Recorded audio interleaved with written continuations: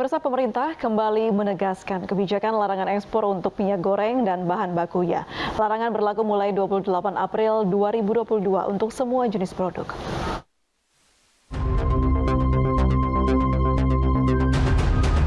Kemelut minyak goreng perlahan menemukan titik terang. Pemerintah akhirnya melarang ekspor minyak goreng dan bahan bakunya. Pelarangan ekspor ini mulai berlaku 28 April 2022 untuk semua jenis produk, mulai dari CPO, RPO, hingga used cooking oil. Hal ini disampaikan oleh Menko Bidang Perekonomian Erlangga Hartarto. Sesuai dengan keputusan Bapak Presiden mengenai hal tersebut dan memperhatikan pandangan dan tanggapan dari masyarakat, kebijakan pelarangan ini didetailkan, yaitu berlaku untuk semua produk, baik itu CPO, RPO, RBD palm oil, POME, dan used cooking oil. Ini seluruhnya sudah tercakup di dalam peraturan Menteri Perdagangan dan akan diberlakukan malam hari ini jam 00. Karena ini sesuai dengan apa yang sudah disampaikan oleh Bapak Presiden bahwa ini akan berlaku tanggal 28 atau malam ini jam 12 malam. Presiden Joko Widodo pun kembali menegaskan pelarangan ekspor sebagai langkah pemerintah memprioritaskan kebutuhan minyak goreng dalam negeri. Oleh sebab itu, pemerintah memutuskan untuk melarang ekspor bahan baku minyak goreng dan minyak goreng ke luar negeri.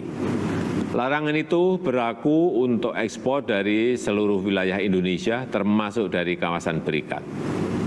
Larangan ini memang menimbulkan dampak negatif, berpotensi mengurangi produksi, hasil panen petani yang tak terserap.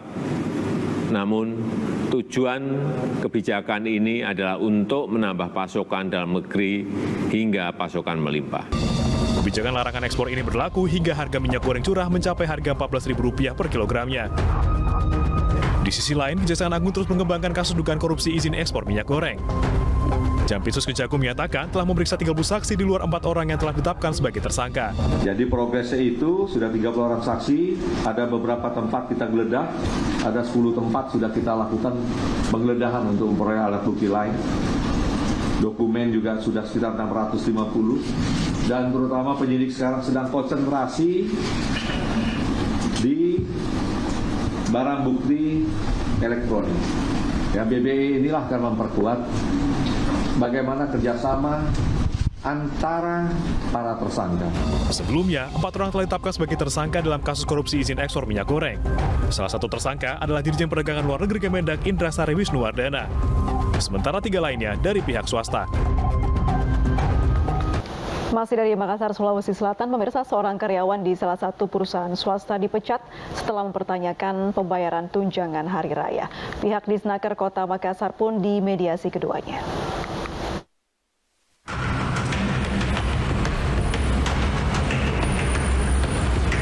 Tidak terima atas pemecatan Syamsul Arif Putra, karyawan swasta di Kota Makassar, Sulawesi Selatan ini mendatangi kantor Dinas Tenaga Kerja. Ia meminta bantuan dan pendampingan atas kasus yang dialaminya di tempat kerja. Syamsul mengaku dipecat setelah mempertanyakan THR dalam rapat evaluasi internal perusahaan. Jika saya membahas THR dalam artian ada atau tidak. Kalau ada, Bapak silakan bilang ada.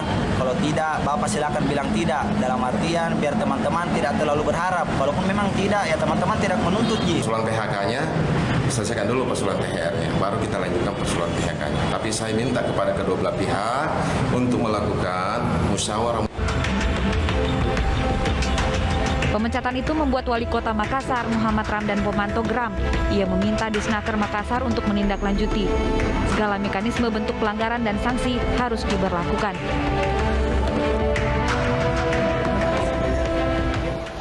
Pemirsa, PT Jasa Marga mengeluarkan aturan waktu beristirahat di rest area maksimal 30 menit. Aturan bertujuan untuk mencegah kepadatan di dalam rest area dan penyebaran COVID-19. Kebijakan waktu maksimal istirahat di rest area belum diterapkan di rest area kilometer 102A Tol Cipali, Subang, Jawa Barat. Di lokasi ini aturan istirahat dilakukan secara situasional. Rest area kilometer 102A ini mampu menampung sekitar 700 kendaraan. Jika terjadi penumpukan, maka rest area ini akan ditutup sementara dan pengendara dialihkan ke rest area berikutnya.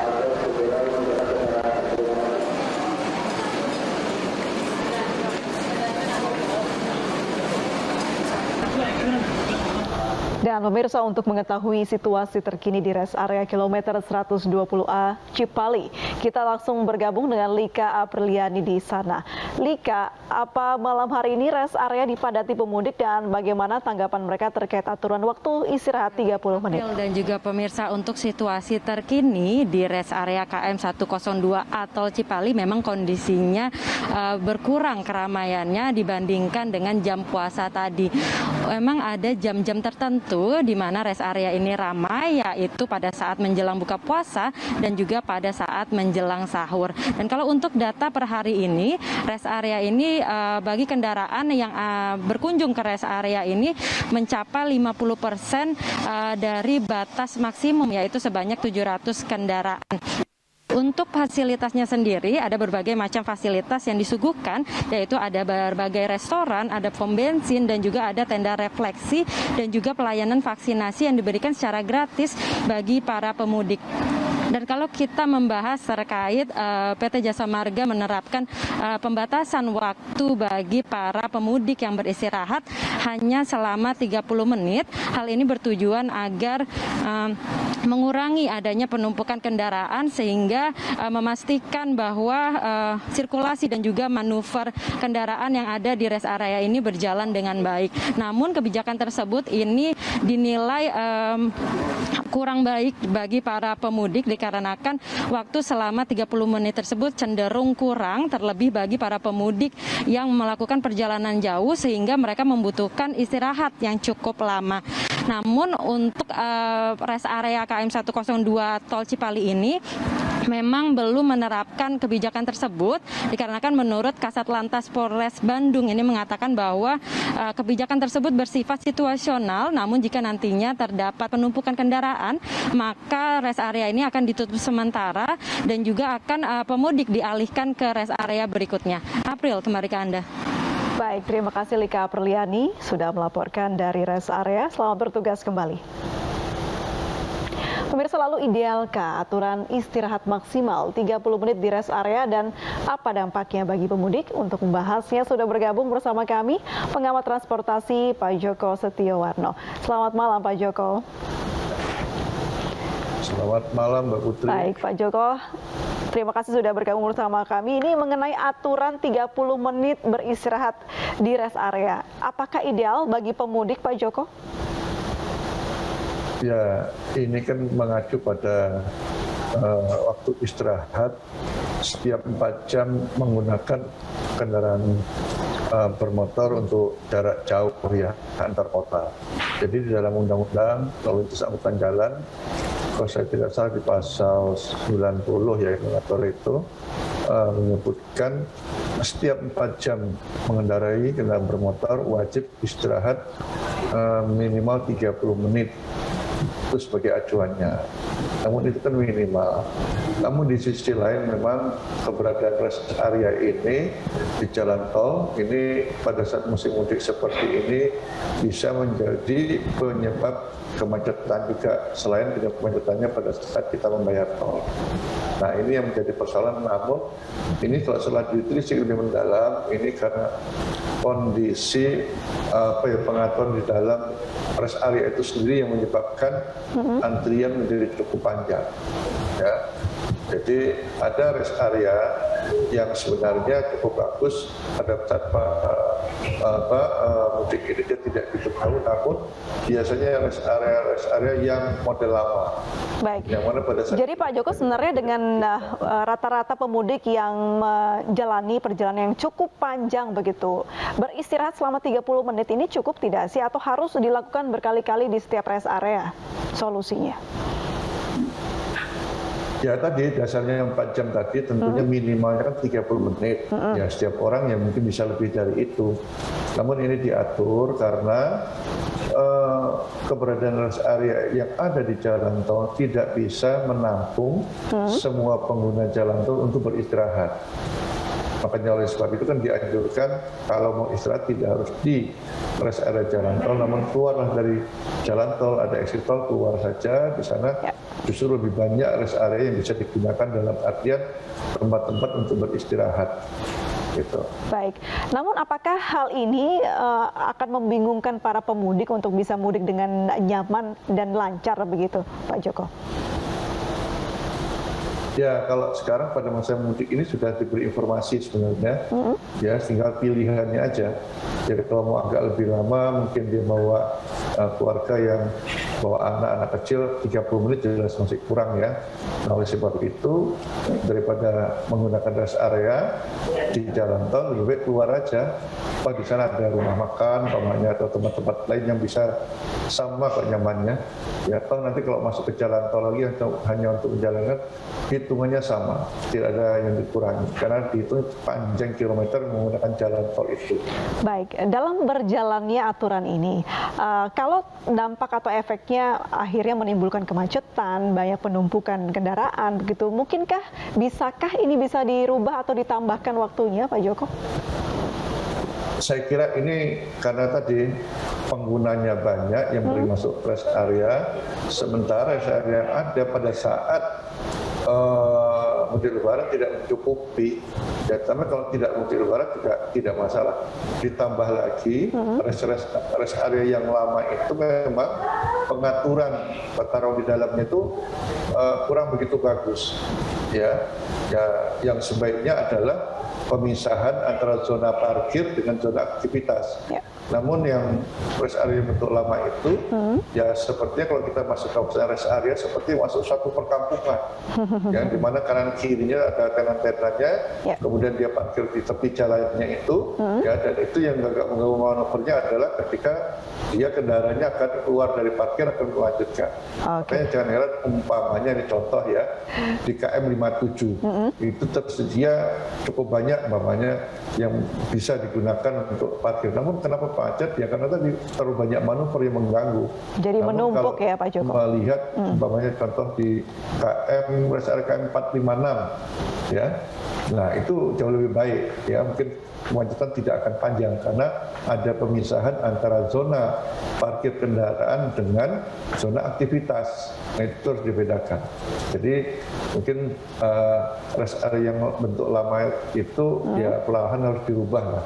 Ya, karena waktu pada saat membuat tidak terpikirkan seperti ini bahwa orang satu saat tolnya terhubung banyak menggunakan jalan tol ketimbang jalan non tol. Ya.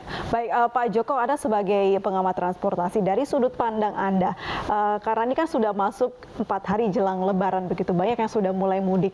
Selama ini Anda melihat sudah berjalan dengan baik dan lancarkah aturan yang ditetapkan pemerintah dan juga bagaimana mekanisme faktanya di lapangan begitu?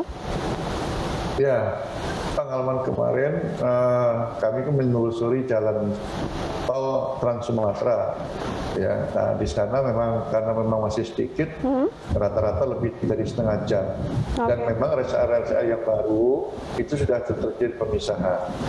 Namun yang hari ini kami coba cek, ada tim yang berjalan juga. Mereka tidak lewat jalan tol, justru melewat jalan non tol. Nah, lancar katanya. Jadi bagi pemudik jangan mengandalkan jalan tol. Memang dalam survei oleh Balitbang Perhubungan ini kalau mudik terutama di Jawa ini memilih jalan tol mayoritas itu ya. Ya mungkin karena dianggap beda perjalanannya cukup signifikan Pak Joko.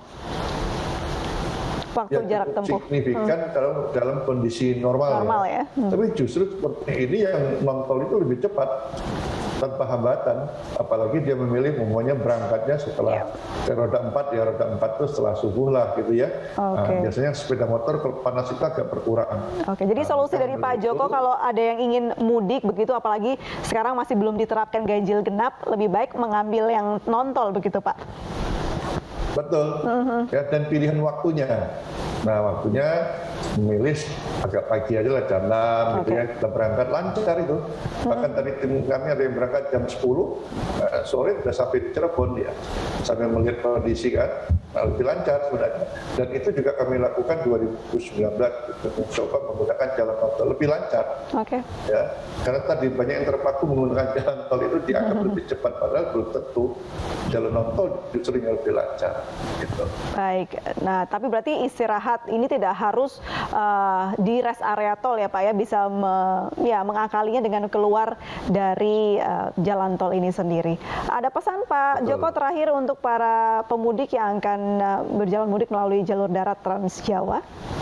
Ya, pesan saya untuk para pemudik sudah menyiapkan biasanya kendaraan pribadi ya, kalau kendaraan umum saya kira sudah siap. Untuk kendaraan pribadi entah itu roda 4 maupun roda 2, ini selain menyiapkan kondisi kendaraannya dalam kondisi prima untuk berjalan jarak jauh, namun tentunya kondisi fisiknya dikuatkan juga. Artinya selama perjalanan kalau merasa lelah itu lebih baik beristirahat, jangan dipaksakan. Apalagi mengantuk ya tidur aja. Carilah teman-teman istirahat, tidak harus di tol umpamanya. Kalau roda 4 ya di luar tol juga banyak pilihan. Khusus roda 2 sebaiknya menggunakan malam hari aja ya, dan perjalanannya bisa diatur tiap 1 jam istirahatlah. Baik, jadi aturan 30 menit istirahat bukan menjadi halangan untuk bisa pergi mudik dengan aman dan lancar begitu ya Pak Joko ya. Terima kasih banyak Pak Joko sudah bergabung dan berbincang bersama kami. Salam sehat selalu, selamat malam. Pemirsa, arus mudik di gerbang tol Cikarang Utama mulai meningkat. Kami kembali usai jeda berikut ini.